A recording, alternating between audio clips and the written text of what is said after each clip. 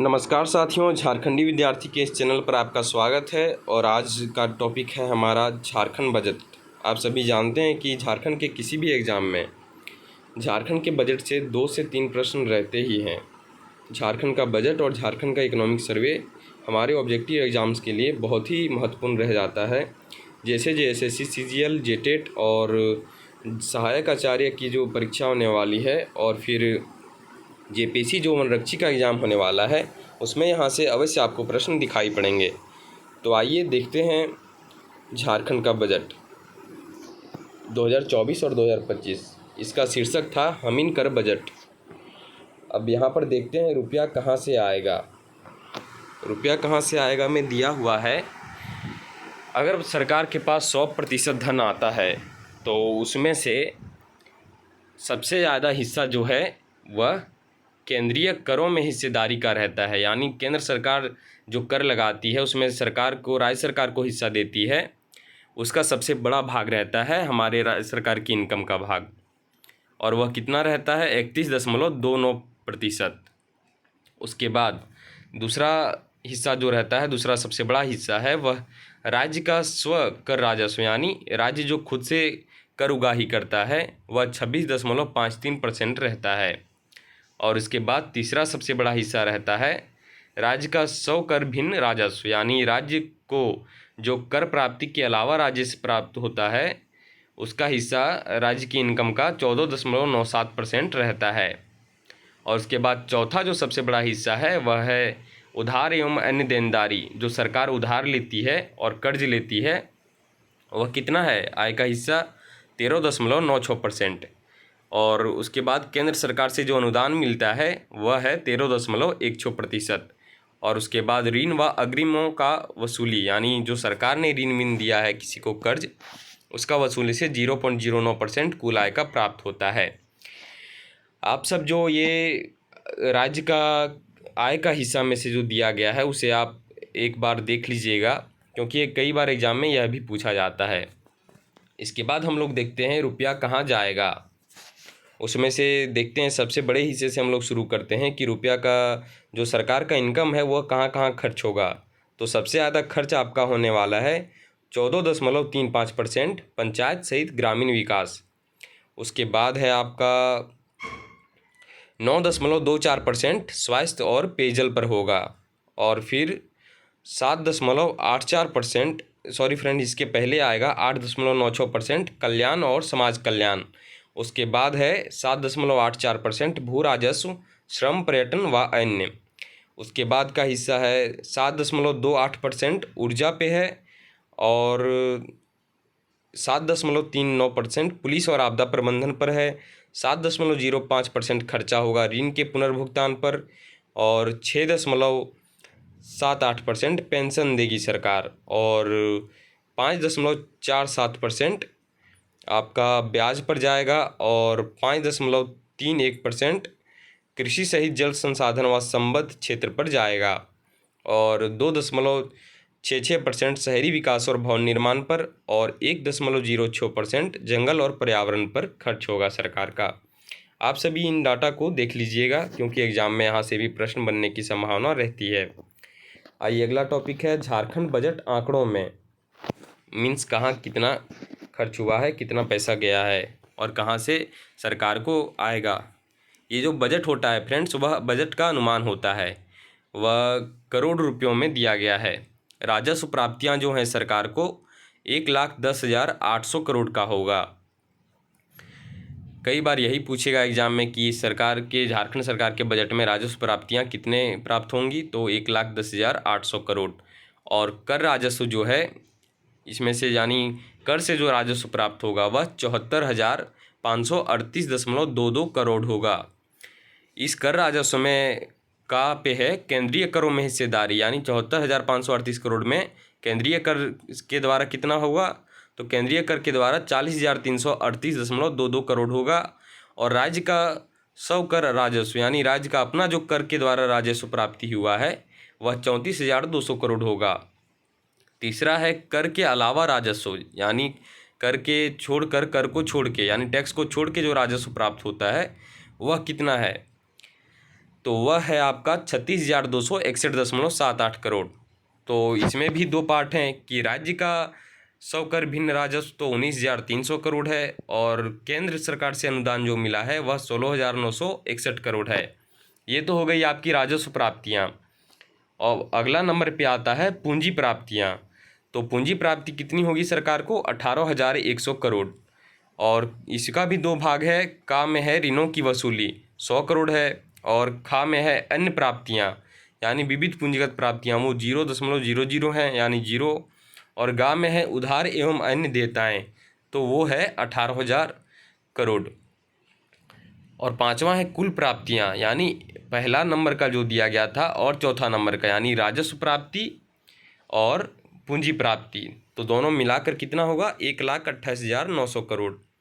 अब छठा नंबर पर है स्थापना पर व्यय, यानी सरकार स्थापना पे कितना खर्च करेगी? तो स्थापना पे आपका 49,117.30 करोड़ खर्च करेगी।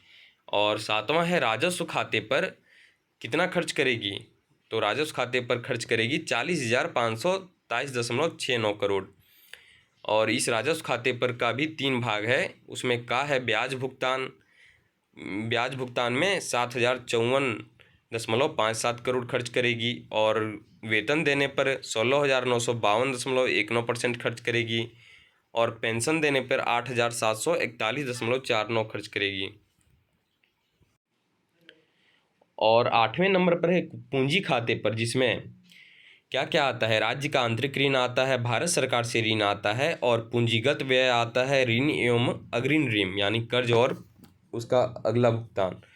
तो यह पूंजी खाते पर कितना होगा? तो 85,193.61 करोड़ होगा। और राज्य के आंतरिक ऋण पर 79,69.83 करोड़ होगा, और भारत सरकार से ऋण पर 530.49 करोड़, और पूंजी व्यय पर 0 करोड़ यानी 0 रुपया, और ऋण एवं अग्रिम पर 93.29 करोड़ रुपये। इसमें भी स्कीम पर 79,782.70 करोड़ खर्च होगा, और राजस्व खाते पर 51,307.85 करोड़ खर्च होगा। और खा है पूंजी परिसंपत्तियों के सृजन हेतु अनुदान, यानी सरकार को फैक्ट्री वैक्ट्री लगाने पर जो अनुदान देगी उसमें से 10,592 करोड़ खर्च होंगे लगभग, और पूंजी खाते पर 28,474.85 करोड़ खर्च होंगे। यानी कुल जो खर्च है, कुल व्यय सरकार का 6 + 9 यानी 9 में जो स्कीम पर खर्च है, स्कीम पर कितना खर्च है आपका एग्जाम में पूछा जा सकता है। 79,782.70 करोड़ खर्च होंगे स्कीम पर। और छठा क्या है आपका? छठा है स्थापना पर व्यय 49,117.30 करोड़ खर्च होगा। यानी स्थापना यानी फैक्ट्री लगाना, रोजगार सृजन और जो भी काम है सरकार का, तो कुल व्यय ये मिलके होंगे 1,28,900 करोड़ का। इसमें अब दो पार्ट किया गया है कि राजस्व व्यय कितना होगा, यानी राजस्व व्यय 7 + 9 का मिलाकर। तो सातवां क्या है? राजस्व खाते पर भुगतान है, ठीक है। और 9 का क्या है? राजस्व खाते पर भुगतान। इन दोनों को मिलाकर 91,831.54 करोड़, यानी सरकार का ये अपना कर्ज चुकाने में, पेंशन देने में, वेतन देने में, इन सब चीज़ों पर खर्च होगा। यानी ये ज़्यादा प्रोडक्टिव नहीं है। जबकि पूंजी खाते पर जो खर्च है 8 + 9 का मिलाकर वो 37,068.46 करोड़ खर्च होगा। ये कौन कौन है? तो पूंजी खाते पर जिसमें राज्य का आंतरिक ऋण और भारत सरकार से ऋण और पूंजी व्यय, ऋण एवं अग्रिम ऋण, और 9 खा, ठीक है, 9 गा यानी पूंजी खाते पर, इनको मिलाकर ये था आपका। और राजस्व घाटा कितना होगा? तो 10 का -1। तो 10 का कितना है? राजस्व व्यय यानी 91,831 करोड़, और उसमें से एक को घटाना है, तो 1,10,800 करोड़। तो आपका राजस्व घाटा निकल गया 18,968.46 करोड़। सबसे ज़्यादा पूछा जाने वाला प्रश्न जो है बजट से, वह राजस्व घाटा पूछेगा और जीएसडीपी का परसेंटेज पूछेगा कि राजस्व घाटा कितने प्रतिशत रहा है। तो वो 4.03% रहा है। आप लोग इसे याद कर लीजिए। और प्रभावी राजस्व घाटा जो है वह भी पूछ सकता है, तो 29,560.92 करोड़ रुपये रहे हैं। और जीएसडीपी का परसेंट जो है वह प्रभावी राजस्व घाटा कितना परसेंट है जीएसडीपी का, 6.29%। और राजकोषीय घाटा जो होता है यह बार बार रिपीट होता है एग्जाम में, तो ये है आपका 9499.68 करोड़ रुपए खर्च होगा। और जीएसडीपी का कितना प्रतिशत रहा है, तो ये 2.02% रहा है। और प्राथमिक घाटा जो है वह 2445.11 करोड़ रहा है और जीएसडीपी का परसेंट 0.52% रहा है। इस प्रकार से बजट के जो आंकड़े थे वो आपके सामने हमने रखे हैं। आगे आइए देखते हैं बजट के महत्वपूर्ण तथ्य। झारखंड सरकार के वित्त मंत्री रामेश्वर उरांव ने 27 फरवरी 2024 को विधानसभा में वित्त वर्ष 24-25 के लिए 1,28,900 करोड़ रुपए का बजट पेश किया। आप लोग याद रखिएगा कि कितने का बजट पेश हुआ है, तो 1,28,900 करोड़ रुपए का। और कब पेश किया, 27 फरवरी 2024 को। अगले वित्त वर्ष के लिए बजटीय अनुमान पिछले वार्षिक वित्तीय विवरण यानी पिछले बजट से 10% से अधिक है। जेएमएम की अगुवाई वाली गठबंधन सरकार ने 2023-24 के लिए 1.16 लाख करोड़ रुपए का बजट पेश किया था। यानी ये भी क्वेश्चन पूछेगा कि पिछले बजट से कितना परसेंट अधिक है, तो 10% लगभग अधिक है इस साल का बजट। और फिर अगला फैक्ट है, वित्तीय वर्ष 2024-25 के लिए पेश हमीन कर बजट में राज्य सरकार ने सभी वर्गों पर ध्यान देने की कोशिश की है। बजट में गरीबों, वंचितों, शोषितों, आदिवासियों, दलितों, पिछड़ों, अल्पसंख्यकों, युवाओं, महिलाओं, बुजुर्गों, मजदूरों और किसानों के लिए प्रावधान किया गया है। पूछेगा कि इस साल का बजट का टैगलाइन क्या था, तो वो हमीन कर बजट था। राज्य में पहली बार बच्चों पर विशेष ध्यान देने के लिए बाल बजट भी बनाया गया है। तो पूछेगा इस बार स्पेशल क्या हुआ है, तो बाल बजट पहली बार बनाया गया है। और इसमें कितनी योजनाएं शामिल हैं, तो इसमें बच्चों से संबंधित कुल 80 योजनाओं को शामिल किया गया है। बजट में जन कल्याण से संबंधित गठबंधन सरकार की पुरानी योजनाओं को विस्तार देते हुए नई योजनाओं को भी शामिल किया गया है। बजट में सबसे अधिक राशि का प्रावधान आर्थिक परिक्षेत्र के लिए किया गया है। ये अच्छी बात है, क्योंकि आर्थिक क्षेत्र बढ़ेगा तभी तो सरकार यहाँ का जीएसडीपी बढ़ेगा। इस दौरान वित्त मंत्री ने किसानों के लिए बड़ी घोषणा की है। झारखंड की चंपई सोरेन सरकार ने किसानों की ऋण माफ़ी की सीमा को 50,000 से बढ़ाकर 2 लाख रुपये कर दिए हैं।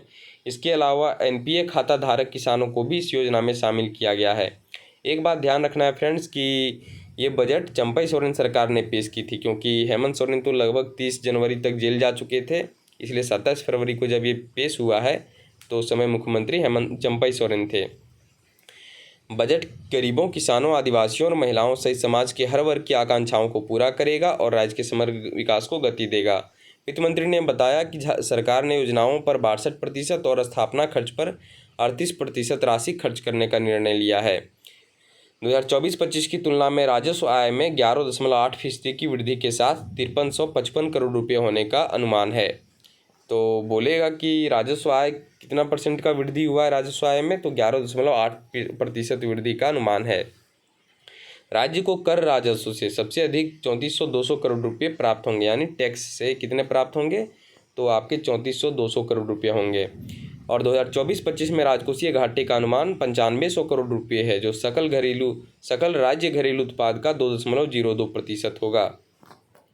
तो राजकोषीय घाटा कितना होगा, तो 9500 करोड़ रुपया होगा।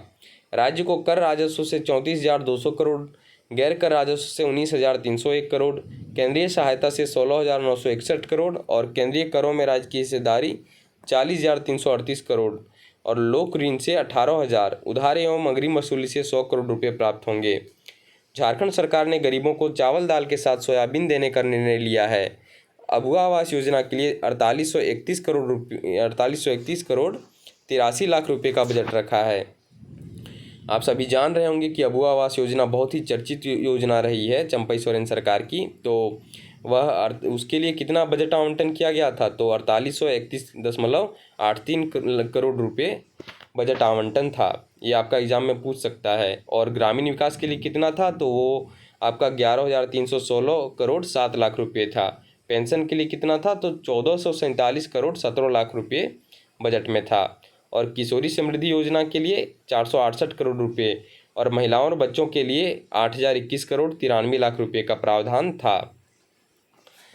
अगले 2 वर्षों में राज्य के 4036 पंचायत स्तरीय विद्यालयों को आदर्श विद्यालय बनाने का लक्ष्य रखा गया है। ये आंकड़ा याद रखिए कि आदर्श विद्यालय कितना पंचायत स्तरीय विद्यालय को बनाया जाएगा 2 साल में, तो 4036 विद्यालय को बनाया जाएगा।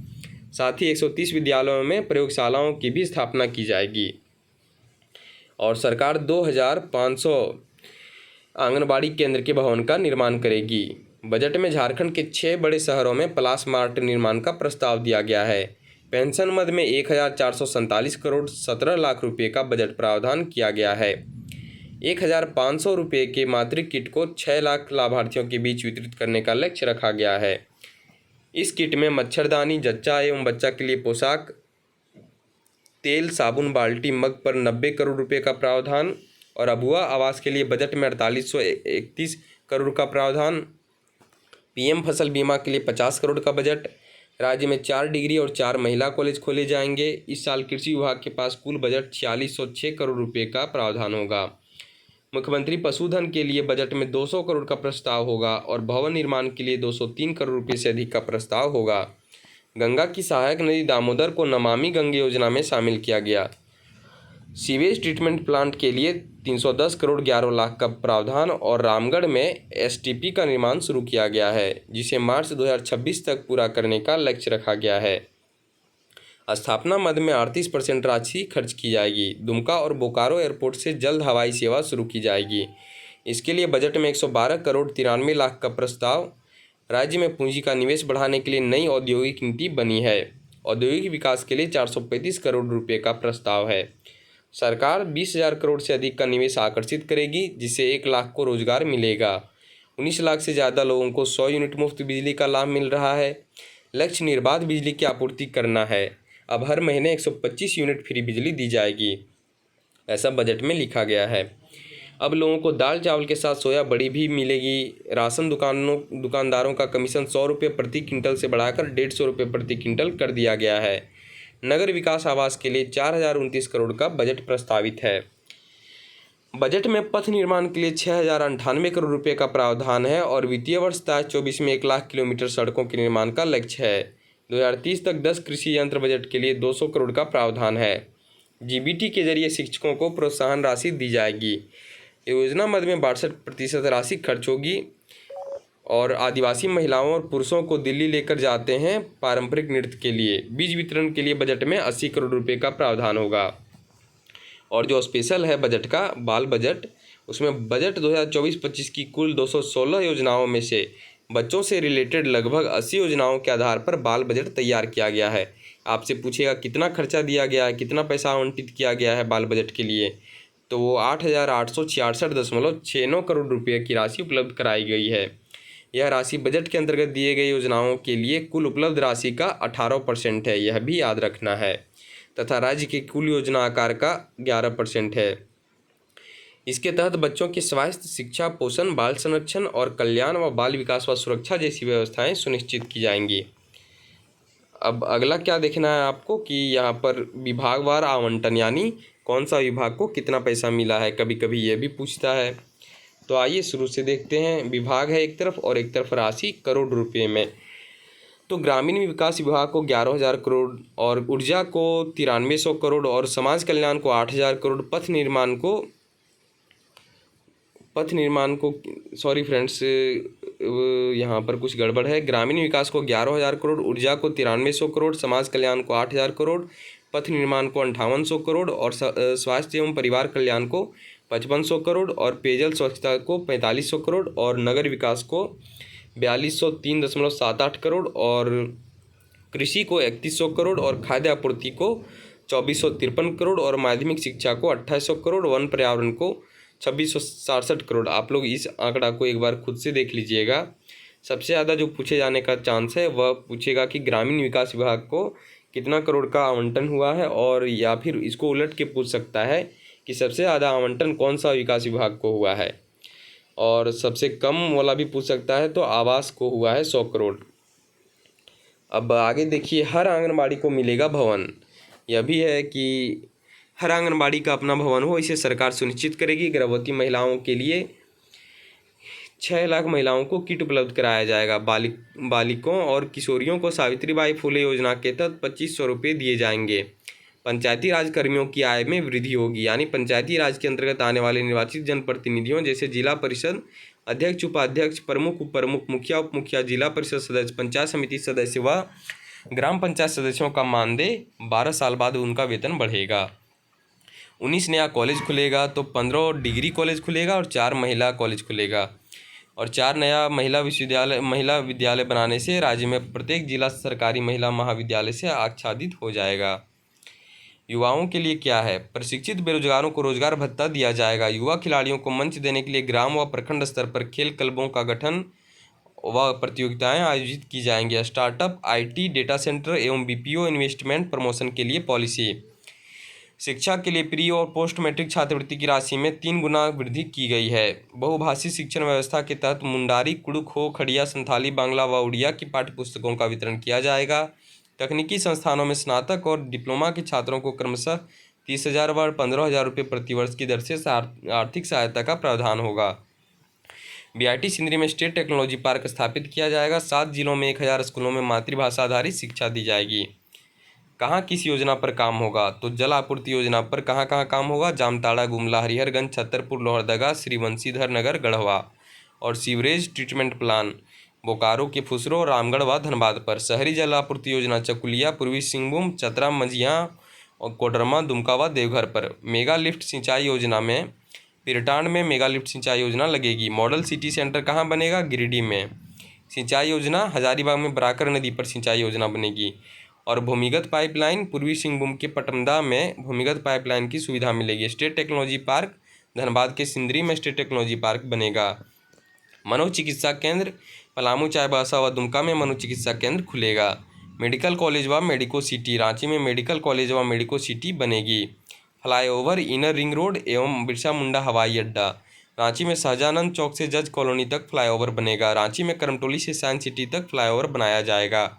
इनर रिंग रोड का काम तेज होगा। बिरसा मुंडा हवाई अड्डे का विस्तारीकरण होगा। बोकारो से हवाई अड्डे से उड़ान शुरू की जाएगी। गिरिडीह बोडो हवाई अड्डे के रनवे और पलामू पाइपलाइन से सिंचाई योजना पर 456.6963 करोड़ रुपये मिलेगा। सरकार का नया घोषणा क्या क्या है? एनपीए खाता धारक किसानों को भी कर्ज माफी योजनाओं का लाभ मिलेगा। 3.5 लाख लोगों को अब आवास दिया जाएगा। पिरटांड मेगा लिफ्ट सिंचाई योजना व पटमदा लिफ्ट सिंचाई योजना का क्रियान्वयन होगा। पलामू में भूमिगत पाइपलाइन से पेयजल और सिंचाई सुविधा दी जाएगी। प्रखंड स्तरीय 325 लीडर स्कूल का संचालन किया जाएगा। लर्निंग मैनेजमेंट सिस्टम विकसित होगा। अखड़ा में पारंपरिक वाद्य यंत्र की आपूर्ति होगी। Artificial intelligence, cloud computing, retail, hospitality व फाइनेंशियल सर्विस की शिक्षा दी जाएगी। राशन दुकानों में 4G नेटवर्क आधारित ई-पॉस सिस्टम लगाया जाएगा। State institute for transformation of Jharkhand की स्थापना की जाएगी। और क्या होगा? मुख्यमंत्री सर्वजन पेंशन योजना। इस योजना के अंतर्गत 60 वर्ष की उम्र के सभी व्यक्ति आच्छादित किए गए हैं, किंतु निःशक्त व्यक्तियों, आदिम जनजाति के व्यक्तियों, निराश्रित महिलाओं, HIV एड्स से ग्रसित व्यक्तियों एवं ट्रांसजेंडरों, तृतीय लिंग व्यक्तियों के साथ साथ 50 वर्ष की आयु पूरी करने वाले आर्थिक रूप से कमजोर सभी महिलाओं व SC/ST के सभी व्यक्तियों को पेंशन का लाभ दिया जा रहा है, जिसके लिए वित्तीय वर्ष 2024-25 में कुल 3107.40 करोड़ यानी 3107 करोड़ 40 लाख रुपये का बजटीय प्रावधान किया जा रहा है। इसके अंतर्गत लगभग 23,50,000 लाभार्थी आच्छादित होंगे। इंदिरा गांधी राष्ट्रीय वृद्धावस्था पेंशन योजना, इंदिरा गांधी राष्ट्रीय विधवा पेंशन योजना एवं इंदिरा गांधी राष्ट्रीय दिव्यांग पेंशन योजना के मद में 24-25 में कुल 1447.17 करोड़ रुपये का बजटीय प्रावधान किया जा रहा है, जिससे लगभग 12 लाख लोगों को पेंशन दिया जा सकेगा। झारखंड की अर्थव्यवस्था का आकार। झारखंड को 2030 तक 10 ट्रिलियन रुपये की अर्थव्यवस्था बनाने का लक्ष्य है। मौजूदा कीमतों पर झारखंड का GSDP वित्तीय वर्ष 22-23 में लगभग 4 ट्रिलियन यानी 3,93,722 करोड़ रुपये रहा है।